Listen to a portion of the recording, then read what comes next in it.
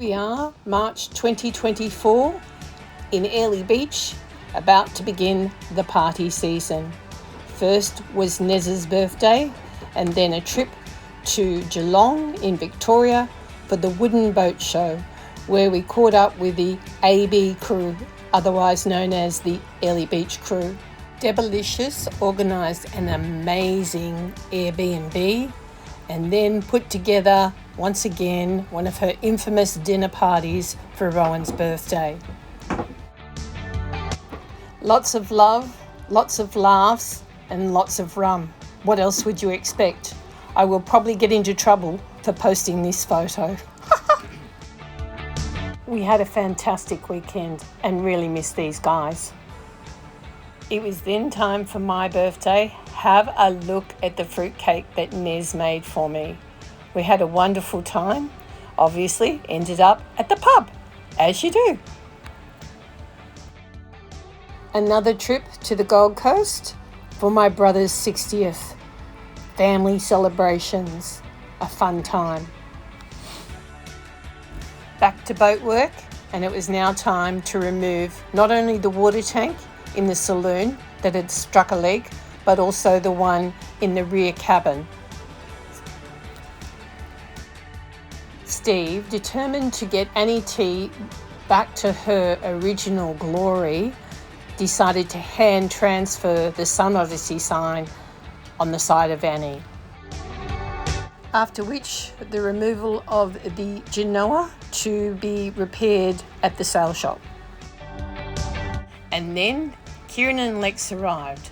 We had often discussed this very day when Kieran would join us on Annie T, away from the Ivory, but out sailing the Whitsundays. It was a pinch me moment, I gather, for both of us. We had a wonderful time, and I miss her dearly. Back to boat jobs, and then one of the worst jobs you could ever have to repair on a boat. Not happy. We are nearly there with our Australian boat registration. First step was to get the markings finished, and then we could actually apply for the certificate. Rowan and his cousin Adam then joined us to head on a road trip to the Julia Creek Dirt and Dust Festival. But first, there was some sailing to be done and a lovely seafood dinner prepared by the boys. Julia Creek, here we come. We were on our way to meet with Jack before we set sail with his dad in June, but more on that later. Special thanks to Jack and the crew at the Drover's Dog Hotel. And thanks again for the country hospitality. Nothing beats it. Oh, yeah!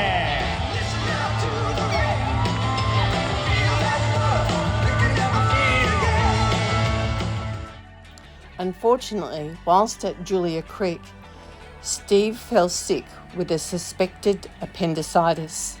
Doctors were concerned and organised for him to be flown to Mount Isa in the Flying Doctor plane. Not quite what we expected. All is good. A week later, and Steve was released, having spent a few days in intensive care with a C. diff infection. I will spare you the details. It was great to be back at Airlie. We now have 6 weeks to get Annie T ready for the Sail to Indonesia rally. Here we go.